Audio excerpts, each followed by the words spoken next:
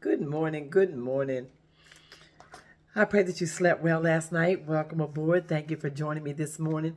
This morning, we're going to talk about the health insurance issues that are going on across the United States and maybe even across the world, as far as we know. But it's beginning to be a big problem for so many people because they're having to pay more in their health insurance as they navigate the troubles that we already have in our lives and the cost of living and the cost of food and everything else. And to be adding insult to injury, now we got to talk about the health insurance. So many people, this is what I gathered from this, so many people who buy their coverage on individual market, around 80% of them receives a subsidy from the federal government that helps pay their premium, and those subsidies have existed since the ACA, the Affordable Care Act marketplace, were first implemented in 2014. They were then expanded in 2021, and those expanded subsidies slate to go away beginning 2026. So they begin to go away. So when the subsidies shrink, the portion of the premium that enrollees have to pay out of pocket grows, and will have a lot of people who are facing higher bills. And with these higher bills come more problems. With these higher bills, it's going to deplete more money out of their pocket. And with these higher bills, it's going to cause a lot of people not to have insurance at all. So many people cannot afford to take an extra hit right now of $300 or $200 added to what they're already paying out of pocket, and to be added to the price of medical insurance, which is going to cause a lot of people not to have no medical insurance. And that is a very dangerous situation to be in, because without no medical insurance, one medical bill away could cost you everything. One medical bill away could leave you homeless. One medical bill hit hard can actually destroy your whole life when you can't afford to pay that bill, and then that bill is hovering over your head for the rest of your life. It's just heartbreaking to know that we've come to this place where now we're not going to be able to go to the doctor the way we should and be able to get our bodies taken care of the way we should. And just think, God forbid, if you have a terminal illness, that actually you have to go through chemo, you have to go through different stages to be able to fight that sickness. It's almost like you don't have a fighting chance because of the fact you don't have no medical insurance. What I'll say is happening at the same time is the sticker premium, the sort of pre-subsidy premium that insurers set those are raising. They're raising up too. The ones that are insured, like saying you get your Medicaid, Medicare, these things. You got to be careful. Those things are going to rise too. When this thing is all over with and people are struggling, you're trying to keep themselves healthy and trying to get medical insurance and trying to get treatment as you go, live your life. I mean, just to have a mere conversation about this. Do y'all think that you can live, or you think you're healthy enough to live without no health insurance? As you age, do you think that that would be a problem for you to be without any insurance at all? I mean, right now, the way you are physically right now, if your health insurance was snatched away from you, do you think you would be able to make it? Do you think you'd be able to survive? Do you think you would be able to pay these bills out of pocket? This is really getting to be a hard life to live, knowing that you're not going to have no insurance. It's like everything is being destroyed and broke down. And we all know we're not under a rock now. Now we see it, but it's just a hard reality to be able to live it and to be able to prepare yourself for this type of thing. And I saw this. For people who are receiving subsidies, that's not actually going to affect what they pay because of sort of subsidies moves up and down based on the premium that are available to people. But for the 15% of the market that doesn't receive subsidies, the increase in those sticker premiums will be translated into higher cost. What do people do? What are people to do? What are people to do when they need their health insurance? How do you live without health insurance? How can you be able to go to the hospital and be able to feel like a productive citizen? You worked all your life, you paid into these companies, and now you're right here at the age, or you right here where you need to use your insurance, just to find out that now we're going to raise the premium so you can't even have that. You can't even use that. What happens to the money that you've already paid for all the years that you have paid when you were paying into this? This is where the problem lies. It's like the people that are controlling these type of things, they're study raising the bar, but they got your money all these years. It's like you can tell this was designed. You can tell this was insurance. Just say the thing of things. Insurance seems like it's a scam to me. It's a scam because the minute you try to use it, they'll try to cut you off in every way they can. If you use it too much, that's a problem. If you use it too little, you got to pay more. If you don't use it at all, you got to pay more. Now I can raise the price on it whenever I feel like it.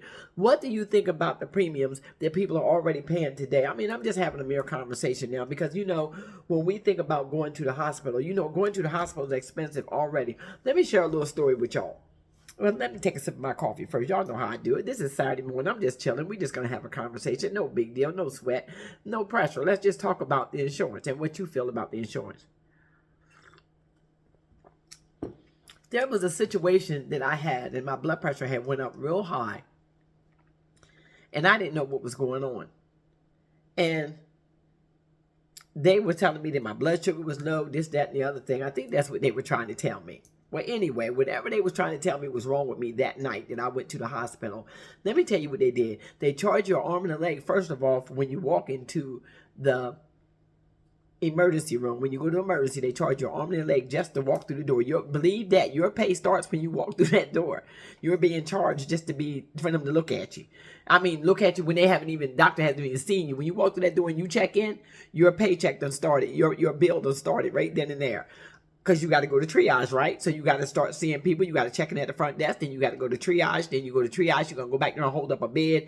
While you're holding up at that bed, the doctor's somewhere probably having him some oodles and noodles and some coffee because he's tired. He'd have been working 24/7 all night long. So he's trying to eat something quick and to catch a nap. And then when they come out to see you, now the bill is just going crazy. Well, what they did for me that night, and that was the strangest thing I ever had to go through. They gave me 6 to 7 cans of Sprite or ginger ale, one of the two, told me to drink that. And I guess they were trying to get my blood sugars back up. As I begin to drink these sodas, I begin to belch a lot. Probably some of what I'm going through right now with this GERD and with this pressure being up under my chest and going to get tested to see what that's all about. But anyway, after I drank these sodas and I went to sleep, they gave me something to put me to sleep. Then they gave me these sodas so I could belch. I woke up, I was belching, I was passing gas, I was belching. Maybe too much information, but this is what was going on. And I was in the emergency room probably for like a good 4 hours. They had to hydrate me and everything. So I was about ready to bust after all these soda cans. When I got the bill, y'all know them sodas cost me $700. $700 worth of sodas. $700. And then to take a nap. And then just to be in the building. So, I mean, you got to look at this situation. You don't get no bill from the emergency room. There's no detail.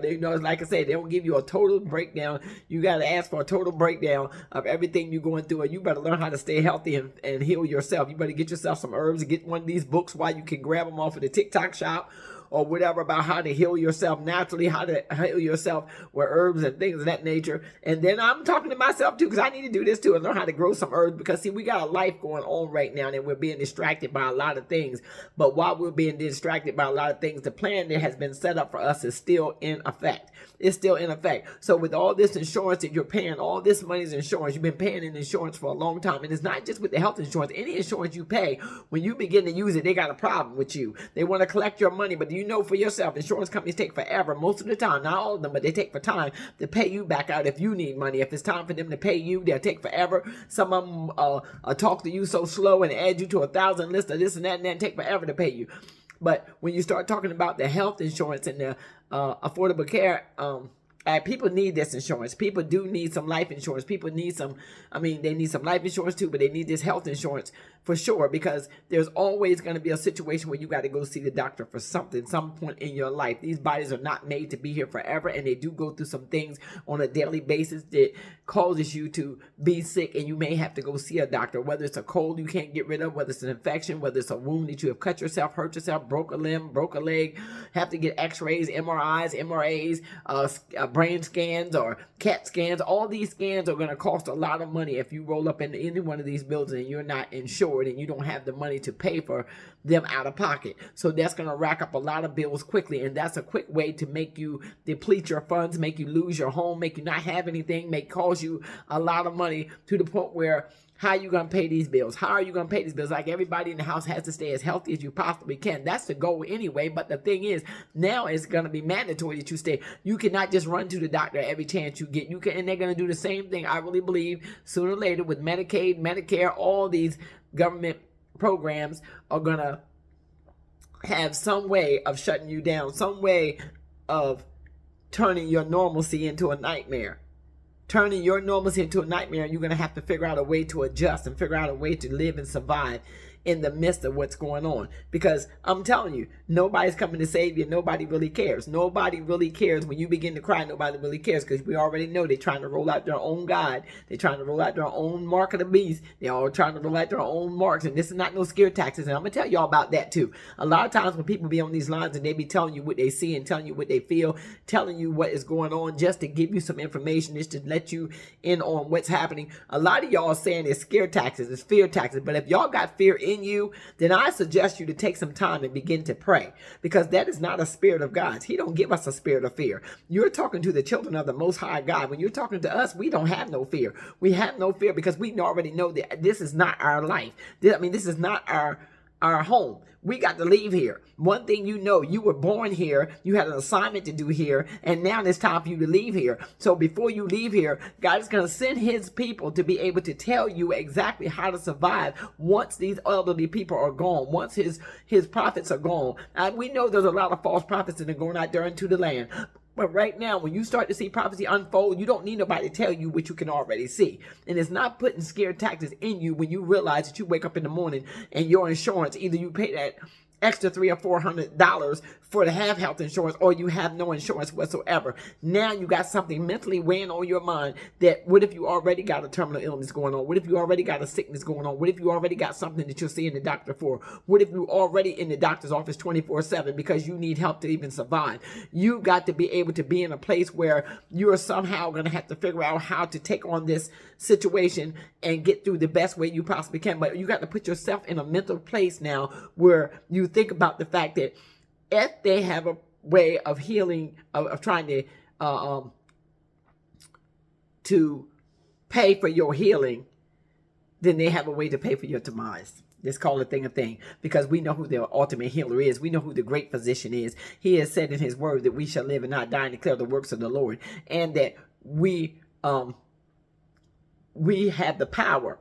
He has given us the power to lay hands on the sick and they shall recover. So you got to use your power. You got to learn how to work your power in this hour. You got to learn how to go to God and find out what God did, how he healed the sick. And this is what he's giving you the power to do. But it's each and own. You got your own gifts. You got to know how to work your gifts in this hour. You got to know how to be able to be self-sufficient. Know some folks. If you know some folks that are CNAs, you know some folks that are doctors or nurses or whatever, you be good to those folks, because those folks you're going to need. You're going to need people around you with some skills. You're going to need some people around you that know how to do some things. You're going to need some people around you that can help you get from A to B in this situation. If they take all the health care away and you can't afford to pay for it, you need to know that you're going to need to know some people that are actually able to check your blood pressure if you need your blood pressure checked. Either make a tourniquet if you cut yourself. They know how to make a tourniquet. They know how to stitch you on up. They know how to stop infections. These are the things that you need to know. A lot of times we take our doctors, our doctors, our nurses, and everybody for granted. You go into these places with a nasty attitude, but now you better fix your attitude when you go to meet these people and you go to see these people, because you don't know who God is going to put in place that needs to help you in your time of need when you're going through. Health insurance is a big thing right now that people are worried about, how they're going to pay their health insurance. How are they going to be able to afford the health insurance? Health insurance is a big thing for us right now, because we need that. We know as Americans, we've always had that.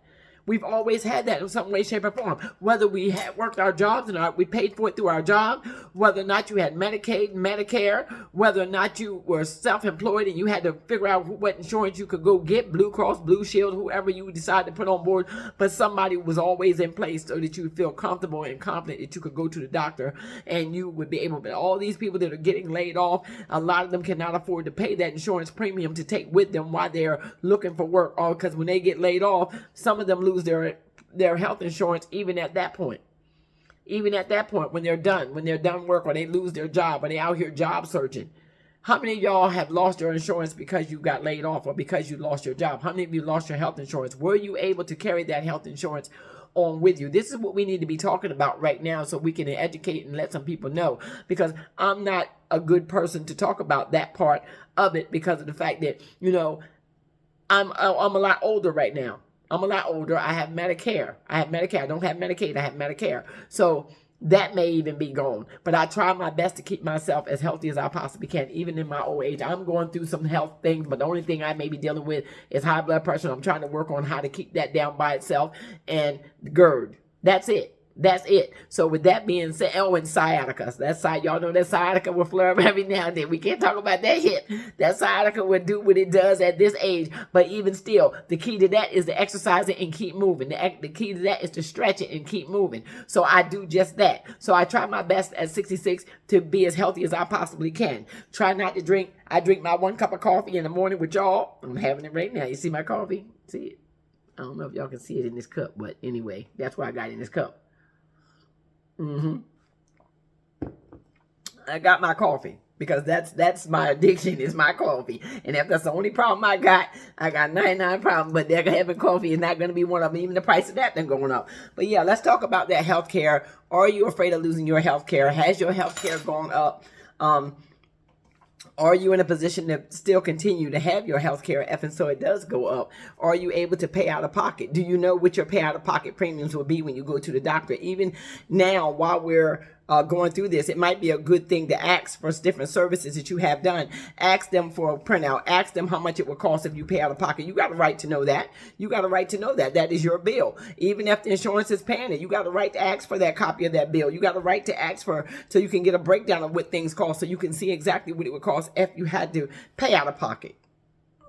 But one thing I know, and I really believe that we all in agreement, that hospital bills are not cheap. If you got to go lay up in that hospital, you got to be put on a machine, you got to go have limbs repaired and things of that nature, those bills are going to cost a lot. There are so many stages that you have to go through the hospital to get that done.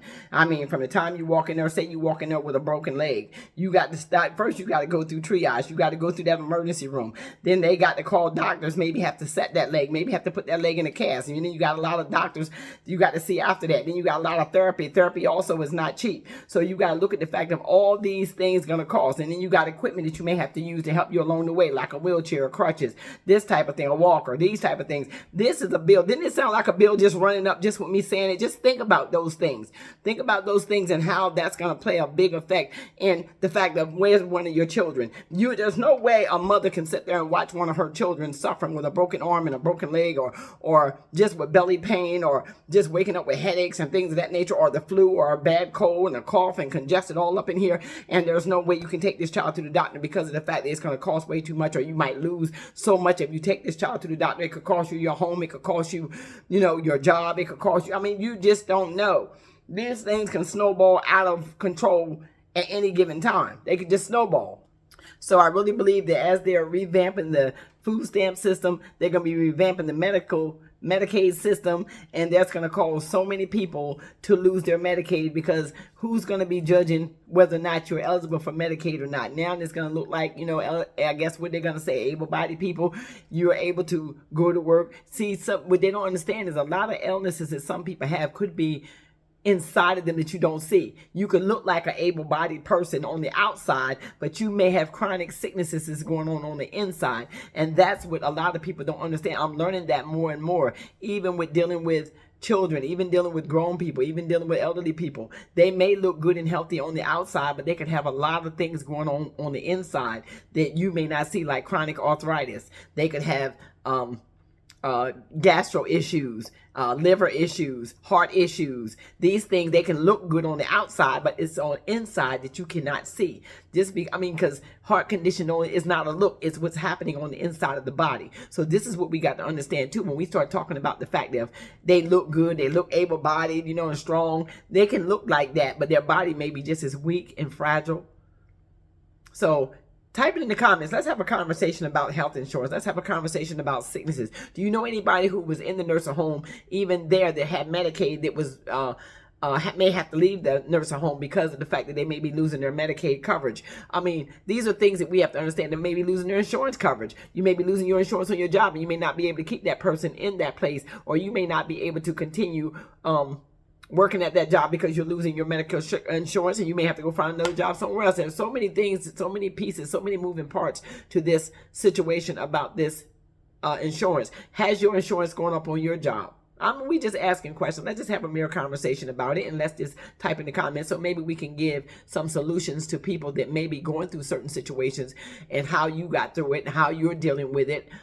What do you plan to do about the rising cost of medical insurance? And so this is hitting you on your job. Are you going to be able to pay it? Or are you going to have to go without it in 2026? 2026 is coming right around the corner. We only got a few months for decisions to be made. Will you be able to continue with your insurance if your premium goes up? That's the major question. So with that being said, I think that's all I got for that. And thank y'all so much for joining me. And thank you for joining me for my coffee. I really appreciate you being here.